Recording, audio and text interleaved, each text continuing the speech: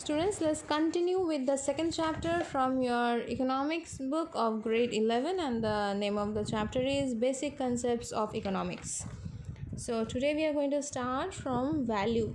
What is value? Value of a commodity refers to the valuation placed by a household on the consumption of a commodity. So we can say that the word value has two different meanings. Okay, first of all, the first one is value in use and the other is value in exchange. What is value in use? Value in use is the consumption value of a commodity. Okay, as we are consuming that commodity, the value we are realizing it. Okay, so it expresses the utility derived from the consumption of a particular commodity. A necessity like water. Okay, water is very necessary thing. The necessity like water has a very high value in use, or you can say consumption value. Okay, next we are having value in exchange. Relates to market value of a commodity. It is the rate at which a particular good or service can be exchanged for other goods and services. For example, barter system. In barter system, they used to value like 1 meter of cloth can be exchanged with 5 kg of rice. So this is value of exchange. So value of exchange of a commodity can be expressed in terms of nominal value and real value. Okay, again value of exchange is getting divided into two categories. One is the nominal value, other is the real value. Nominal value is where the commodity is measured in terms of monetary units like money. Okay, 1 kg of rice can cost rupees 200. So this is the rupees we are saying, rupees 200. This is nominal value, and real value is, just now we told 5 kg of rice can be exchanged with 1 meter of cloth. So this is the real value. Real value of a commodity refers to the purchasing power of a commodity in terms of other commodity. What is the purchasing power of one commodity? Okay, not purchasing power of a person. It is saying about the purchasing power of a commodity. That commodity can buy other commodities. Okay, this is the real value. Value of exchange or the market value of a commodity bears no necessary relation with value in use or consumption value. So they are trying to say that value in use is not related with value in exchange or the market value. Necessary commodities such as water have low exchange value, or you can say it is having very low price but very high value in use or consumption value. As water is very essential for us, you can say the value or the consumption value or value in use is really high, but the exchange value or the price is really very low because it is abundant. We are having it in plenty. For that, the value of exchange is really less. Whereas on the other hand, we can say luxurious commodities such as diamond, which has a low consumption value. Right, people do not consume it, so the value in use is really low. Diamond is not our necessary item, right? Have a high market value as it is scarce by nature, as we find it in less in quantity. You can say the value of exchange is really high. For this kind of commodities where the value in use is low and the value in exchange is really high, okay, economists have given a term known as paradox of value. Paradox of value means value in use will be less, whereas value in exchange will be high. Modern economists have given an explanation to this paradox in terms of the fact that the market value or price of a commodity depends on demand and supply. Water has a very low price because it is available in plentiful amount. On the other hand, diamonds have a very high price because it is relatively scarce. Understood? Next we are having market. What is a market? Before that we need to understand what are the forces of market. Okay, so price are determined by the forces of demand and supply. What is the demand of that commodity in the market and what is the amount of supply of that commodity, that will determine the price of the commodity. Okay, so what is a market? The word market in the ordinary sense means a physical place where commodities are bought and sold. Such a place where you can say the commodities are bought and sold, it can be exchanged or it can be sold, but this is not the exact way to define market in an economical way.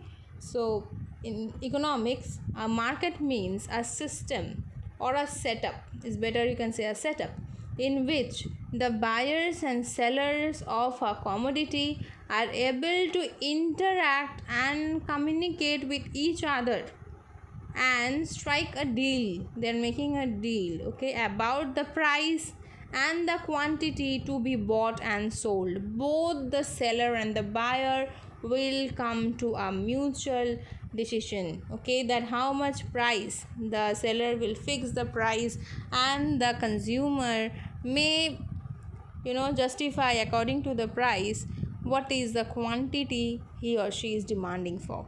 So when this deal is done, wherever the deal is done, it is called market. Okay, so there are, you can say there are two distinctions, facts about the market so defined.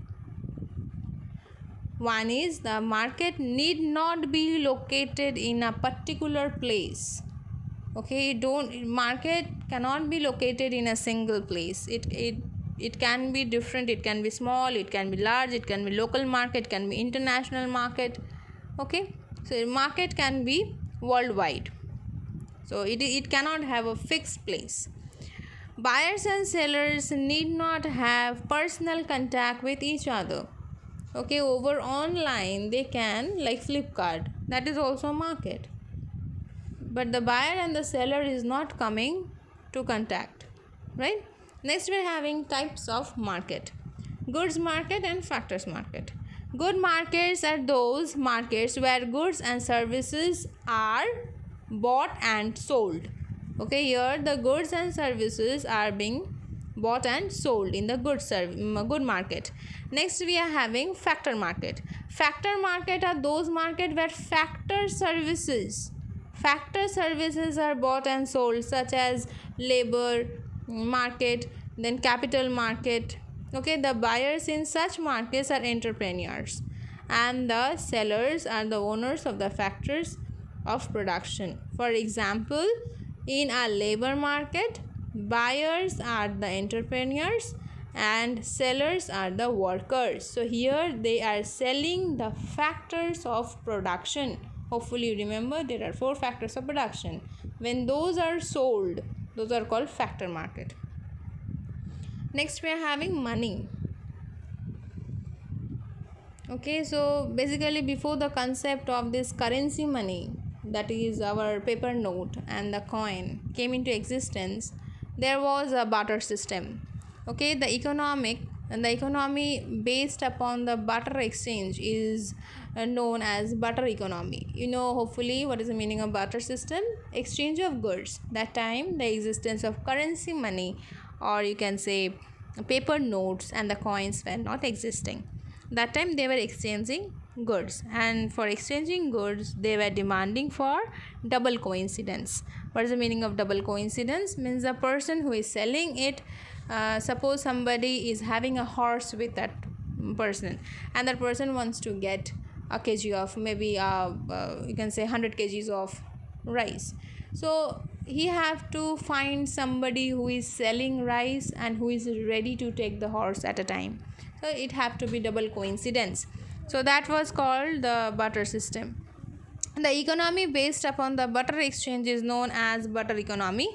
Next we are having the economy Modern economists have defined it in a different category. The economy using money as a system of exchange for carrying out various types of economic transaction is known as economic money. In other words, we can say that anything that is generally acceptable as a means of exchange and at the same time acts as a measure and value, store the value, is called money. That means we can say money is the paper note and the currencies at present we can say is the system of exchange. With the help of this kind of notes and currencies, we are exchanging the various kind of economical transactions, right? Next we are having currency comprises currency notes and coins. Currency notes refers to the paper money and coins you already know.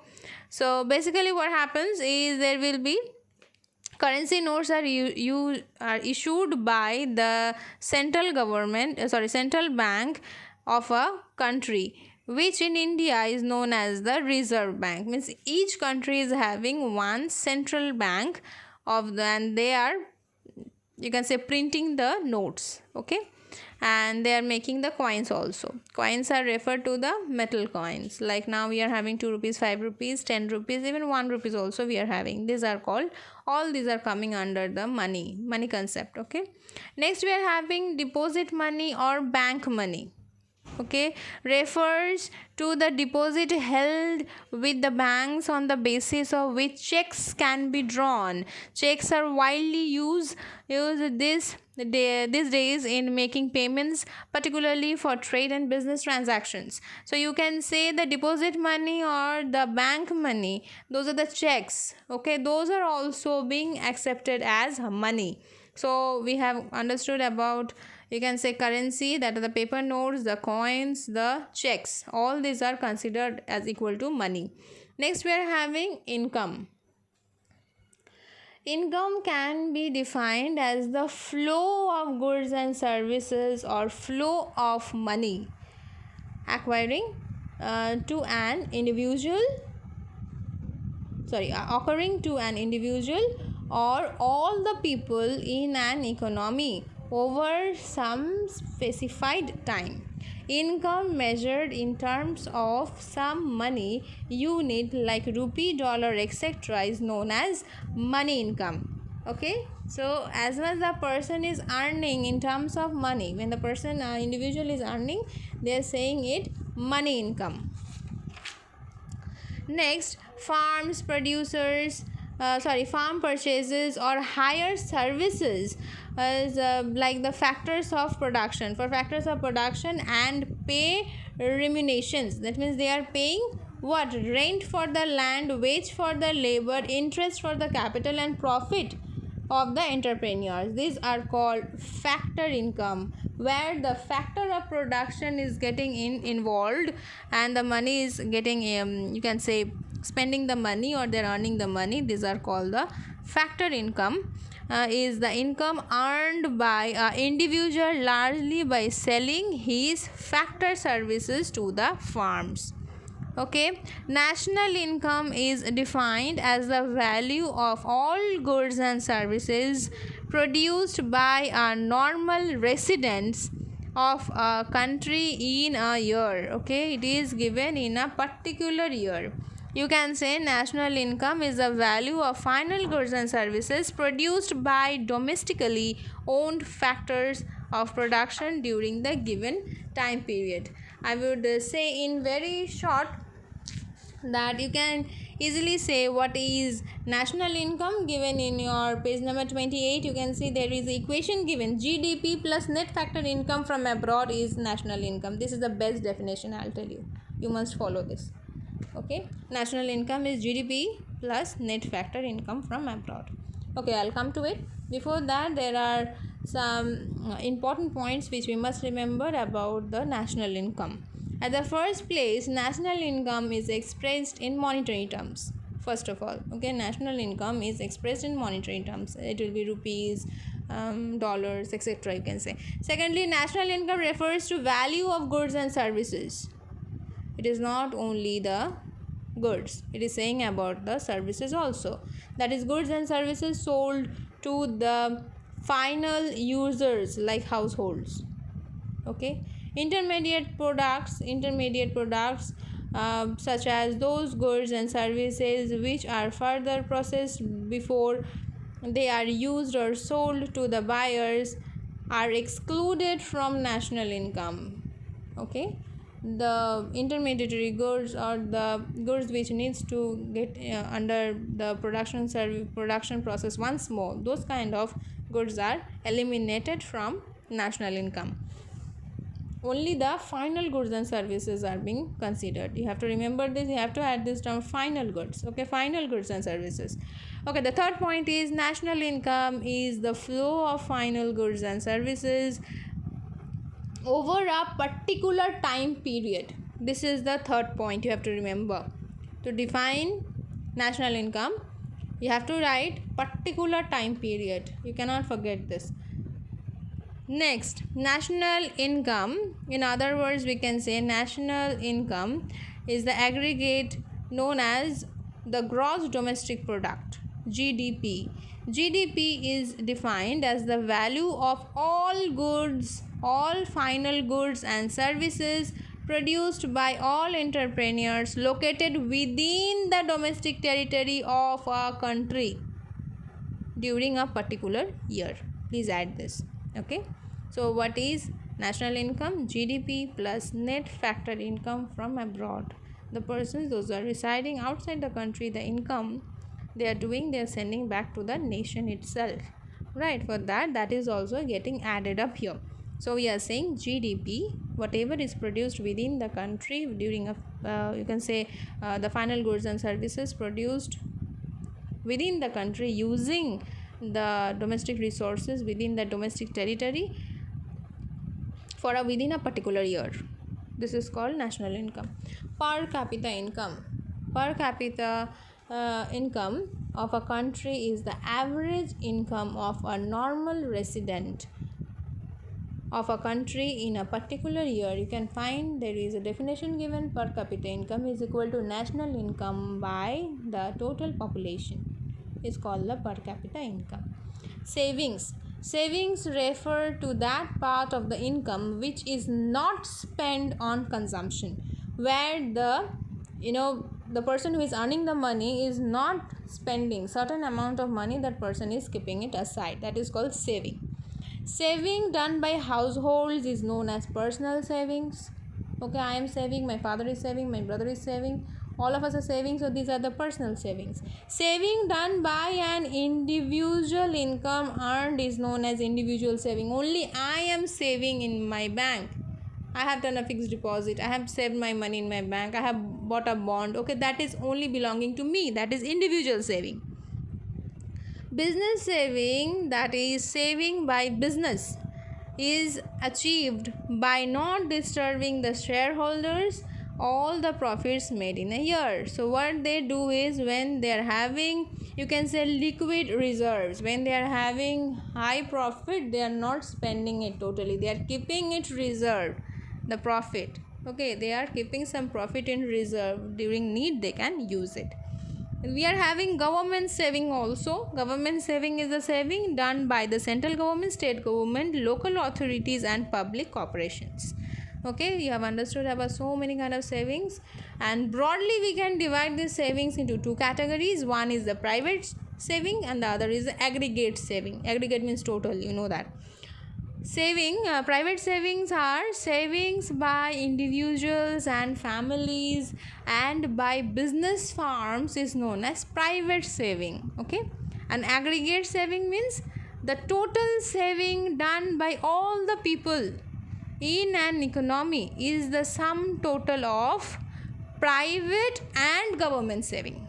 Okay, here in aggregate saving we are adding on private saving plus government saving, and in private saving we are only saying about the individuals, about the families, about the business. That is the private. Okay, and aggregate means along with private saving we are adding on the government saving. This is the aggregate saving of that country. Next we are having investment.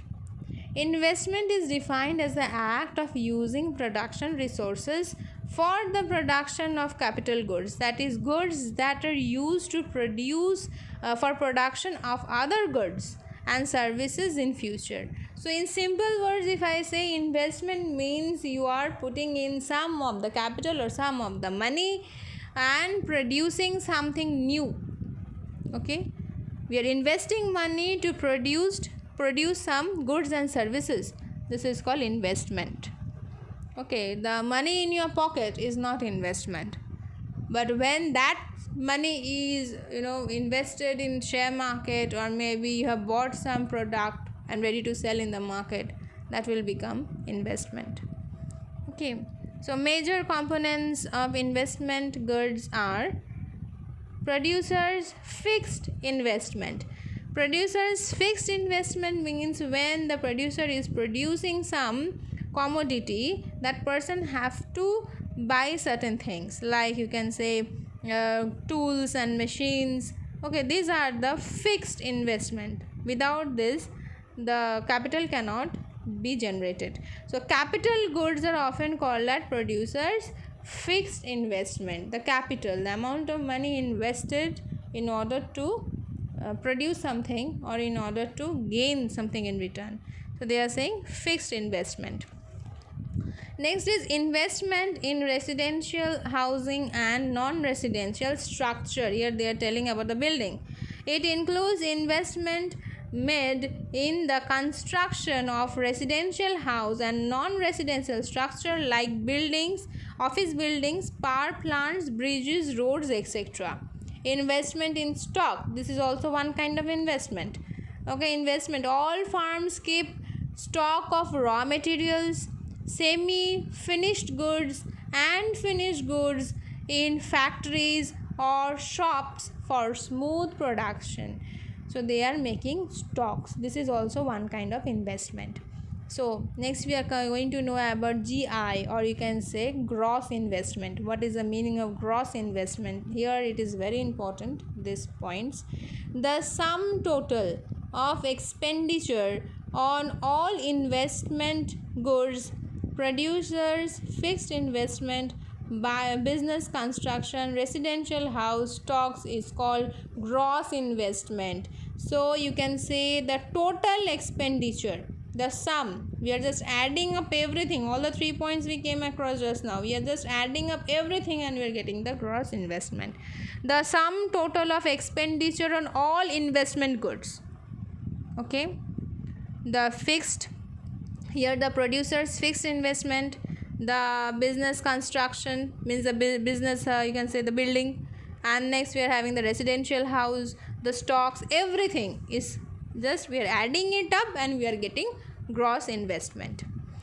Investment required to keep the existing stock of capital intact by replacing what has been worn out.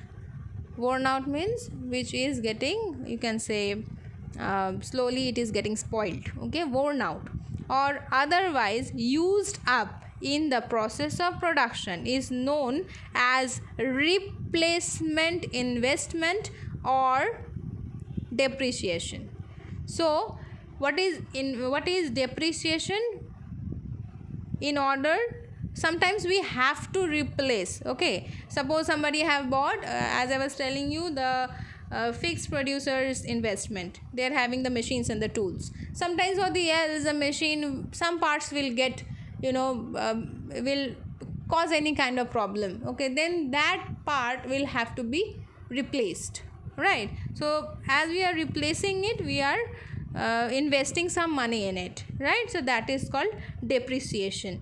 By deduction or by deducting depreciation from gross investment, we are getting net investment. Okay, so what is net investment? Simple term, gross investment minus depreciation, we are getting net investment. Next we are having wealth.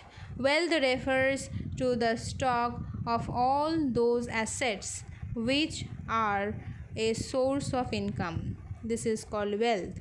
Wealth is a stock concept, and therefore it is expressed at a point of time.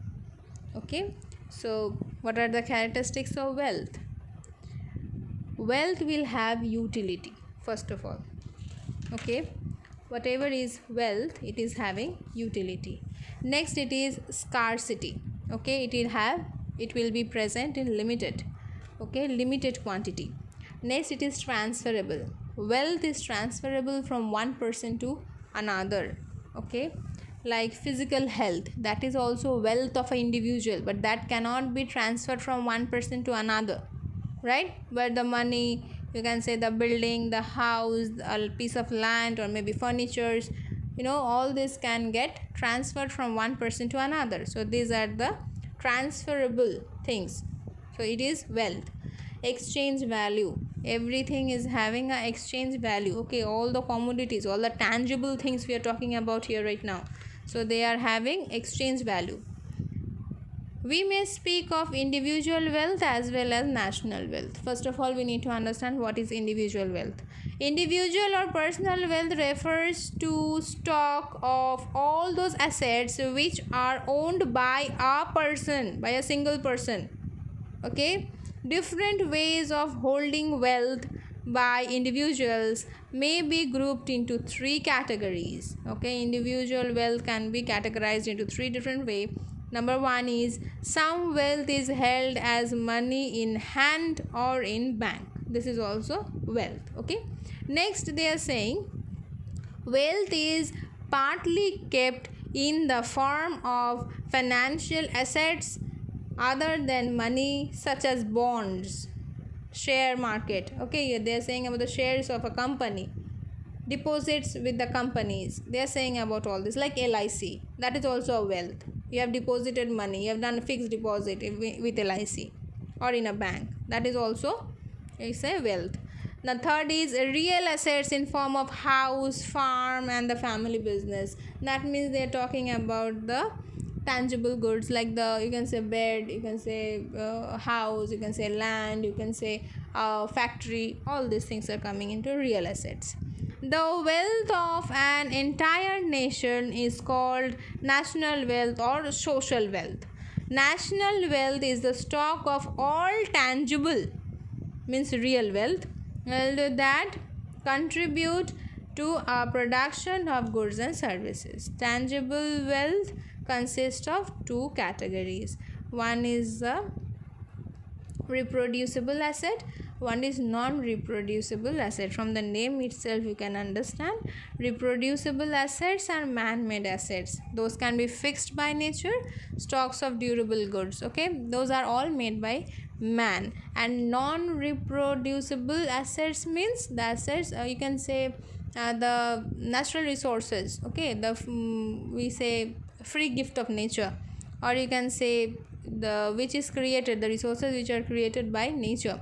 So we need to, they alone cannot produce anything. Okay, non-reproducible assets. Next we are having wealth. Wealth is taken to mean a sense of satisfaction and happiness, a sense of well-being among people. Okay, here we are going to understand with two different categories. One is economical welfare and the other is non-economical welfare. So from economical welfare we can understand that when we are talking about the income, national income, or the person's income, per capita income. Okay, this is the economic welfare. And the non-economic welfare are those kind of activities like the moral welfare. If somebody is doing charity, that is a non-economic welfare, because from that person is not earning anything. Doing charity, that person is not earning anything, but it is getting mental peace. Okay, that is also non-economical welfare. Politically involvement of the people, of the common people, they are not earning anything from it, right? But then also they are getting into the discussions, they are debating, they are casting their vote. So this is a non-economical activity, but then also they are getting mentally satisfied by doing this. So we can say social welfare is defined as the sum total of the happiness of all individuals in the society. Okay, so economical welfare and non-economical welfare both gets joined together, then only you can say the social welfare takes place. Okay, it is the social welfare is the sum total of economic and non-economic welfare. Generally, there is direct relation between the amount of welfare and level of economic welfare. Okay, they are saying that as the wealth increases, then you can say that the welfare also increases. If there is no wealth, then the person will not get welfare. Okay, the first thing is we need money. Then as we are having money, we'll go for charity, then only we'll get the mental satisfaction. So they are trying to say that the more means, here is a debate, if you are saying those are having money but they are suffering from ill health, so that person is not happy. So here we have a debate, but generally we say there is a direct relationship between the amount of wealth and the level of economic welfare. Okay, business cycle. You can see there is a diagram given. From this diagram we will try to understand what is a business cycle. Business cycle is defined as the recurrent fluctuations in the aggregate economic activity in an economy. Hopefully you all remember what is the meaning of economic activity. Economic activity are the activities from which the individual is earning. Okay, it is having a relation with the economy, so they are earning money from it. Okay, the activities which they are earning money, that is called economic activity. So business cycle in generally may be defined as short run fluctuations in output, income and employment. You have to remember this. These are the three most important terms here in business cycle: output, income and employment. Okay, the business cycle is characterized by alternation periods of expansion and contraction in economic activity, and in this business cycle the economic activity is determined by only three fluctuations, or you can say three components. Here they are saying there is a fluctuation in the output, income and employment. So the very first point you can see given in your book, it is having four phases. Okay, the first one is expansion or prosperity. You can see the line drawn, it is going to the rising to its peak.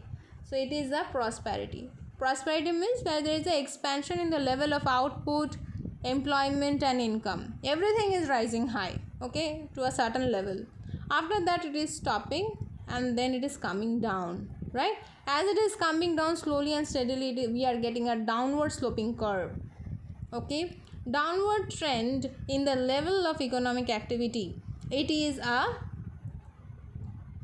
sustained period of falling level of income, output and employment. Everything is coming, all the three factors are coming downward. This is called recession. Okay, and when the recession is going to a severe point, it is going to touch the downline. You can see the time, it is going to touch the timeline. Just above that we are saying it's a depression. Depression is a phase of a severe recession, and from there again when we get an upward rising curve, we are saying a recovery or revival. During this recovery or revival phase, the level of output, employment and income in the economy rises steadily, means slowly it is going upward. You can see that given in your book, page number 31. Next we are having aggregate demand and aggregate supply. Aggregate demand, again the term aggregate means total. Okay, you have to remember this. Aggregate demand may be defined as the total amount of goods which all the buyers of final output in the economy desire to purchase. That means the consumers, all the consumers, they are considering here aggregate demand. Okay, all the consumers are desiring to purchase some commodities or some goods. They are saying that is called as aggregate demand. Now I'll tell you, aggregate demand doesn't mean that it have to be with the goods only, it can be with the services also. Okay, here there is the equation given. Aggregate demand is CIG, C plus I plus G. Demand of household for consumption, C. So we can say consumption. Aggregate demand is the total consumption of goods. Okay, they are demanding for the consumption. Goods are demanded by the farms or producers to take investment. Now I means investment, where the where the farms or the producers are investing their money or demanding for the products to invest their money. Okay, next we are having G for goods. The government also purchases various types of goods. Okay, so you can say what is the total or aggregate demand is the total amount of goods which all the buyers of final output in the economy desire to purchase. What is the aggregate supply? Total supply, right? Aggregate supply refers to the total quantity of goods and services which all the farms are willing to supply at different prices. Okay, where all the farms are willing to supply their products. Aggregate supply refers to the total amount of output which all the farms or producers are willing to produce in an economy. Why they are saying this term always in an economy? Because all these are economic activity. Okay, total aggregate or means aggregate demand or aggregate supply is dealing with the exchange of money, right? So for that they are saying in an economy. Total desired output of all the producers in the economy. Basic economic entities in an economy. Economics is concerned in an economic activity of the people. Hopefully you remember what is economic activity. Just now I told you what is economic activity.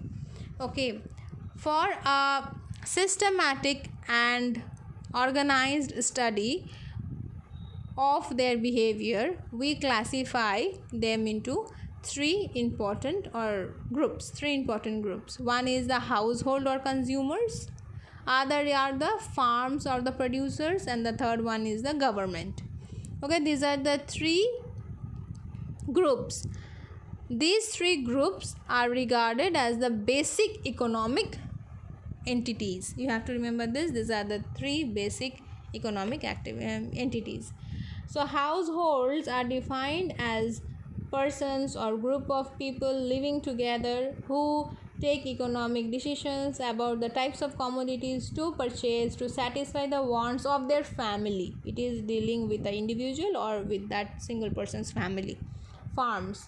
Okay, a farm is defined as an entity which employs factor of productions. You have to remember this factor of productions is getting involved here to produce commodities that is sold to other persons. Government refers to group of organizations which possesses legal and political power and exercises some control over other sections of economy. That is, the government, the third point, is having some power over the households and the farms.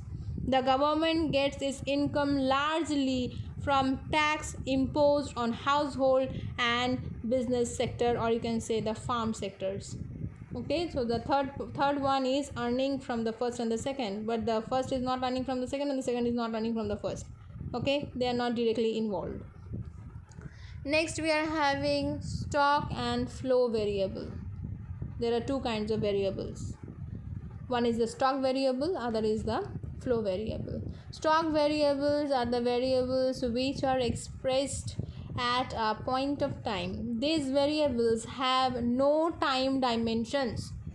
It is kept in stock for long time. Okay, stock of capital, wealth, number of person employed, total bank deposit, total money supply, and are some examples of stock variable. Okay, the flow variable. The flow variable are the variables that are expressed per unit of time. We are saying particular 1 year, particular 2 year. We are saying from that time we were saying that the national income, if you remember, national income of India is determined as, we are fixing a time, that is 1 year, within a particular year, right? We are saying this. So here flow variable fixes the per unit of time. Thus flow variable have a time dimension. For example, production, national income, consumption, savings, investment, exports, imports, all these are having a time variable.